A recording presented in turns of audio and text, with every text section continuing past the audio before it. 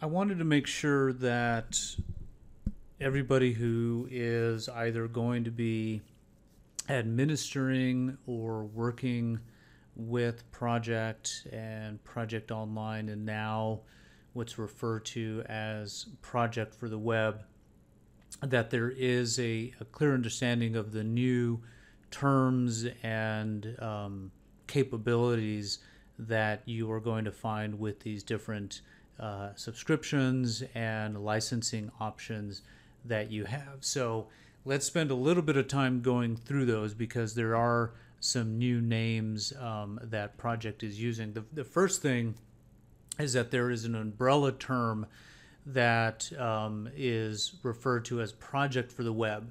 And this really encompasses what you find with Project Online, the desktop version of Microsoft Project, also what they're calling Roadmap, and how you essentially interact with it with Project Home. And that also will have us or lead us into the discussion of these different P1 through P5 licensing options that we have. So let's take a look at a few of those now. What is Project for the Web doing for us? Why are we looking at this particular tool, and how is it going to fit in with the other potential Office 365 applications and services that you're currently using?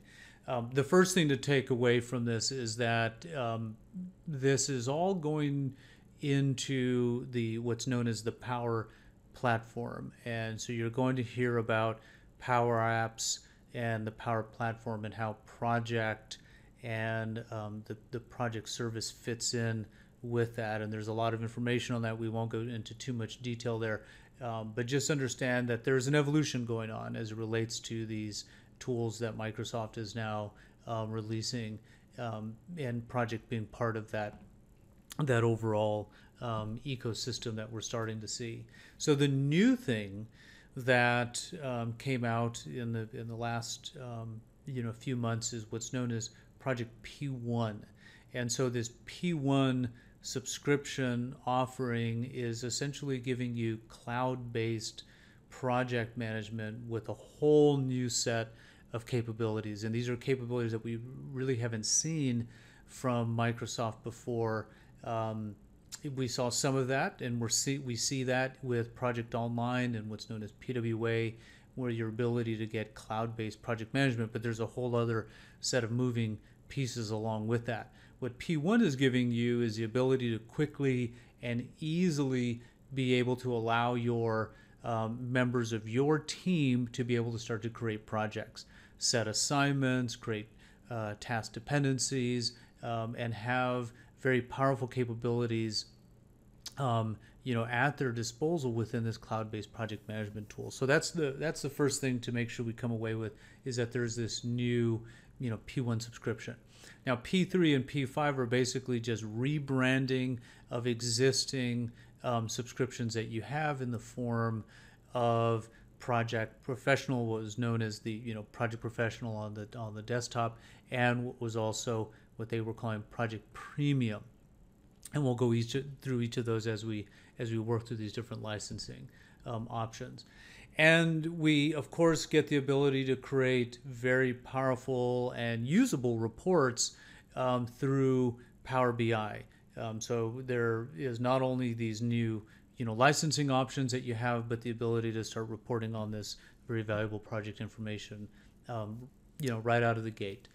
So from a pricing perspective and what these subscriptions are going to look like on a monthly basis, starting with Project Plan, this P1 $10 a user a month subscription.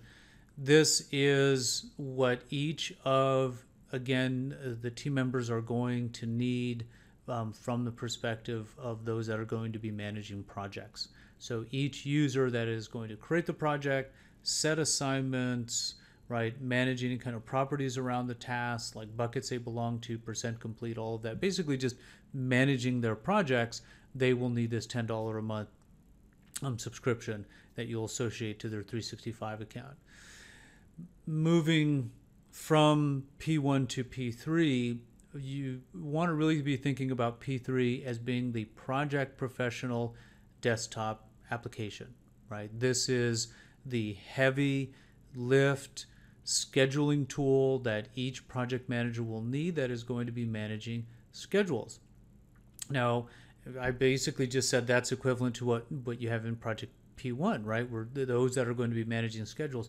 Just the one thing to keep in mind is that P1 is cloud-based project management, and so that's where really this project for the web, in a lot of ways, is coming from, where you're allowing the user to be able to quickly and easily create these projects in the browser through this $10 a month subscription. That's quite different than the, as I'm saying, heavy lift desktop application that we find in P3, right? And so P3 is giving us the ability to manage these projects, right, in Project Professional, which is the desktop application. This is the client application that you're going to be installing on your machine that's going to allow you to create these projects. Now notice what it's saying. Look at the description of this particular, right, of this particular option, right? Execute projects with ease, right, through your choice of the web browser or the desktop client. So it's saying or. What that implies is that you're able to manage these schedules within the browser. Okay, it's saying the same thing here. Start quickly and easily manage projects via the web browser. That's a very important term that it's using there, because the project is only going to be in the browser. In the case of Project P3, it's saying in the browser or with the desktop client. Now, what comes with that in this P3 is the idea that you are going to have a project instance that you will be storing these projects in, what's known as PWA, the Project Web App. So that is part of the subscription offering when it comes to P3. Okay. Now, if we turn our attention to the project plan P5, let's notice the description here. It's saying optimize your project portfolio to prioritize initiatives, right, and get the results, right, on and on with your choice of the browser or the desktop client. The one very important takeaway from this is, and I'll make this comparison quite often, that if we think of the project plan P5 as being what we would know when we were managing servers on premise, from a licensing perspective, it would be equivalent to what I often describe as the server license or the server CAL. So let's go into these in a little bit more detail. So along with P3 and P5, of course, we have this new license, this new subscription option that you have, which is falling underneath this Project for the Web. So when you hear about Project for the Web, particularly as it relates to P1, this is the license that they're referring to here, this $10 a month license. And notice that it's for, in this particular case, project managers and team leads, those who are going to be essentially managing projects. They could be a lightweight project manager, they could just be somebody who's managing a team and needs some place to be able to track things like tasks that need to get worked on, resources that are going to be performing the work and tracking the updates, setting dependencies, adding additional information around the tasks, marking complete, those types of things. That is the typical type of user for this license that you would want to associate to this license. Now, when it comes to the other licensing options that we have. Let's start from P5, and we'll make our way down and talk about each of the different licensing options. With P5, this was formerly known as Project Online Premium. So if you if you have been using 365 for a while and you've been taking advantage of Project Online, when you were subscribing to this service, as it's known, it was set up as premium, and you would typically have a single license to that. I would often describe Project Online as Project Server in the in the cloud rather. So Project Server is a server-based enterprise solution that has allowed organizations for many years now the ability to centralize their projects, centralize their resources. It has this ability to check projects in and out, publish projects, has a very robust security model, allowing for certain project managers visibility where it's appropriate. Of course, has resource request and approval capabilities. So all very powerful at the enterprise level. And that was, of course, brought into Office 365 in the form of what they were calling Project Premium. That has now changed to P5. And so you could think of P5 kind of as that server license or that server CAL equivalent. So you would go out and purchase Project Server 2013, Project Server 2016, and now 2019. And you would pay that one-time fee for having that server license, and then of course you would set up your end users and the like. So that's one way to think about P5, and you'll notice here within the description it says includes all of the features of Project Online Professional, meaning that you are going to get that license of Project Professional, which is equivalent to P3, and you're also going to be able to work with portfolios, programs, and resources. So there's this idea that there's some additional portfolio and resource capabilities with P5, and we'll talk about that in more detail. But that's one of the takeaways from this particular slide, is that with P5, you're getting all of Project Pro plus some additional capabilities with this particular license. Now, when we look at P3, as you can see, it's a little bit cheaper than the premium license, but here it's very specifically Project Professional. Project Professional. It's the desktop client, the desktop application that you are going to pay every month for each of your project managers. Now notice that here we're saying program managers and schedulers perhaps, because if you think about it, you're really only going to have those users that need Project Professional that are actually going to have this particular license, right? This subscription, because they need all of those capabilities, all those great features that Project Professional provides, right? It may not be for everybody. So you want to think about which users are going to be doing the heavy lifting around your schedules, and those are the ones that will need Project Professional. And so they may need to be managing projects in more of this project for the web type of environment with P1, or they're going to be doing far more schedule management, or they have far more schedule management requirements that would call for them having P3. Okay, and notice the description here, you're able to plan projects, but also track the status and collaborate with the users. So this means that not only are you getting Project Professional, but you're getting the ability to store and manage those projects within Office 365. So that is one of the big should be one of the big takeaways from that, is that now you can actually have these very specific instances known as PWA, as Project Web Apps. They're essentially site collections, and we'll talk about that in more detail. But this is allowing you to share that project information with other users. Now, the sharing of that project information will come in the form of essentials.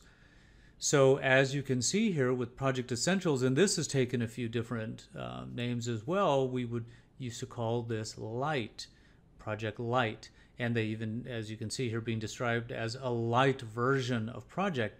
Well, sort of, because it's not necessarily a light version of Project so much as it's a license that's allowing you to get access to the instances of PWA.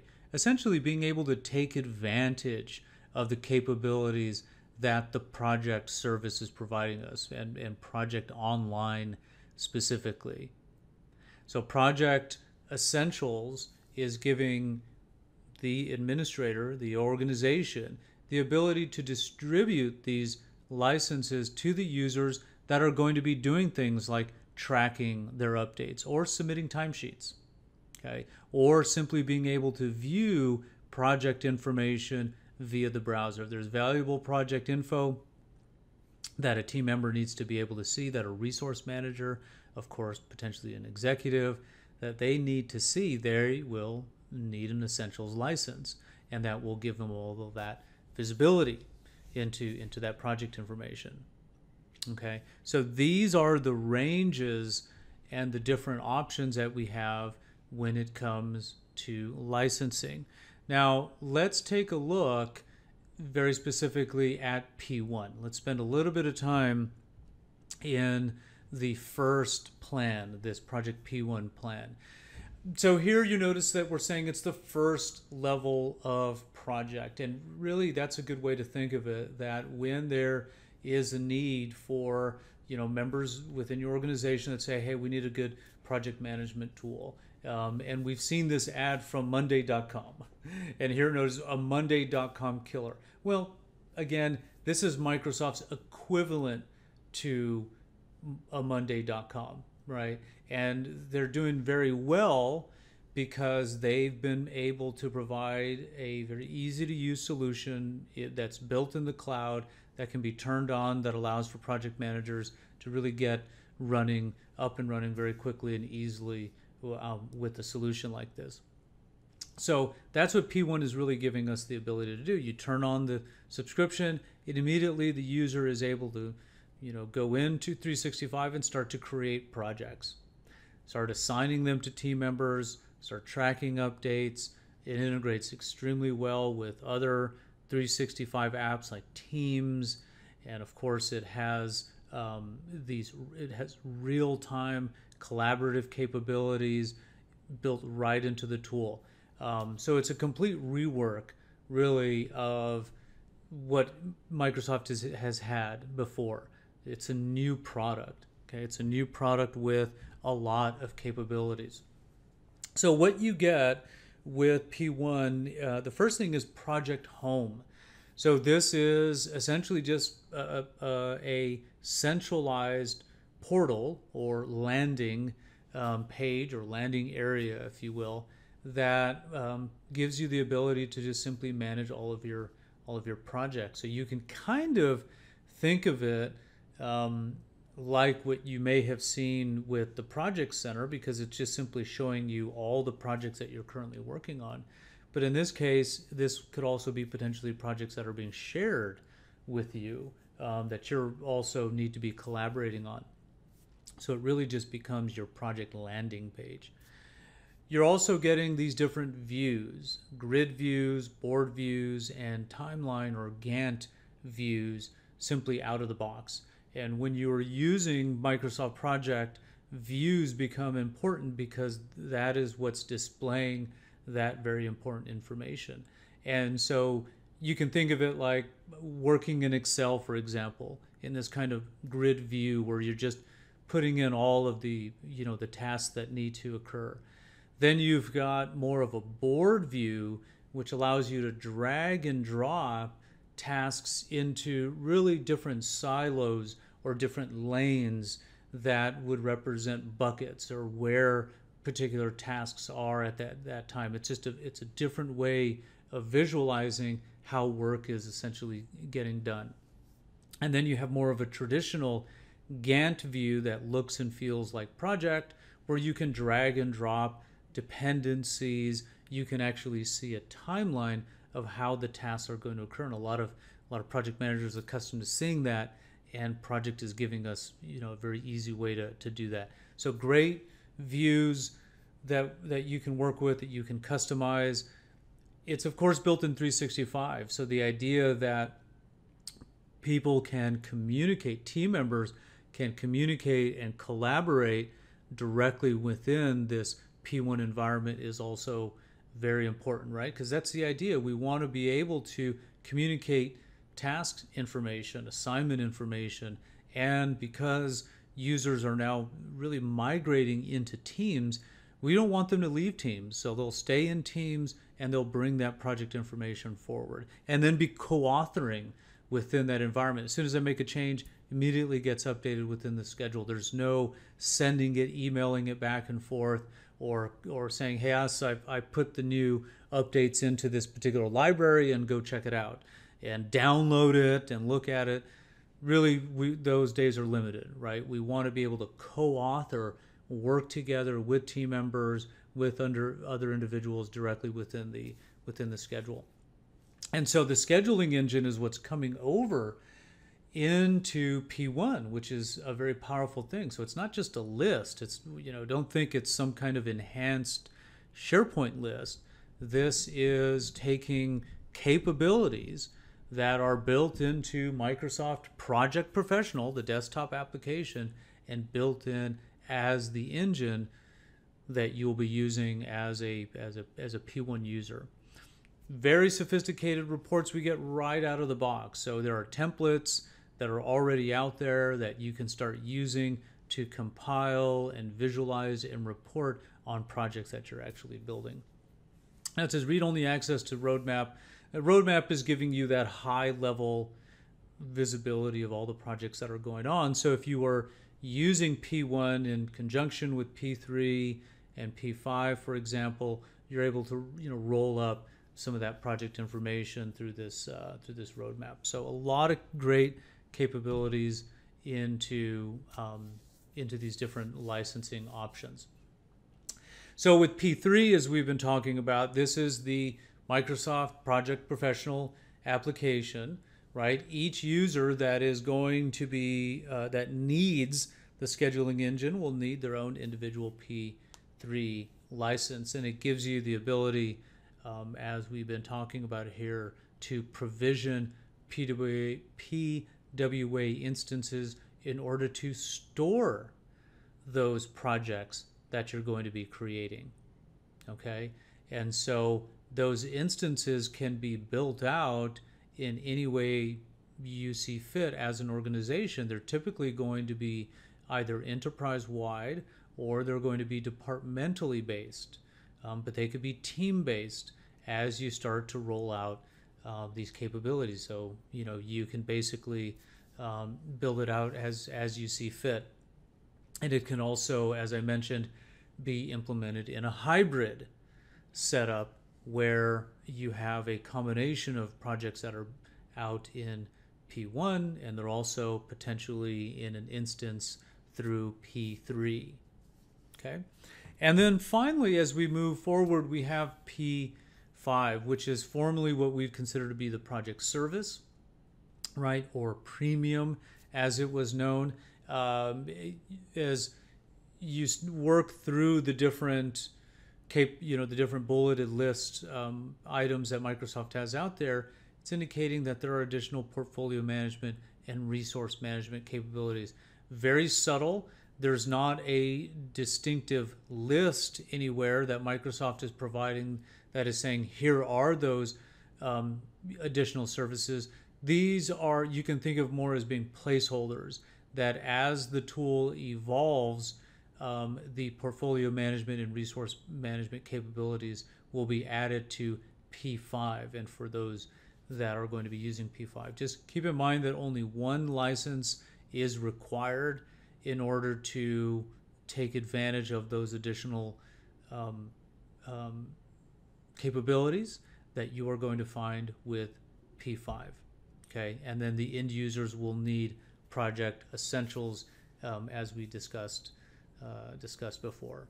Okay, so think of it as an evolution that you may start with P3 and working through more work group or team-based PWA instances, and then grow into departmental and eventually enterprise-wide instances, taking advantage of the additional portfolio management and resource management capabilities found in P5.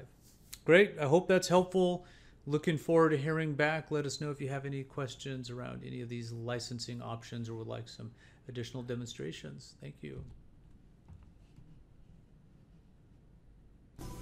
Hey guys, thanks for checking out our videos.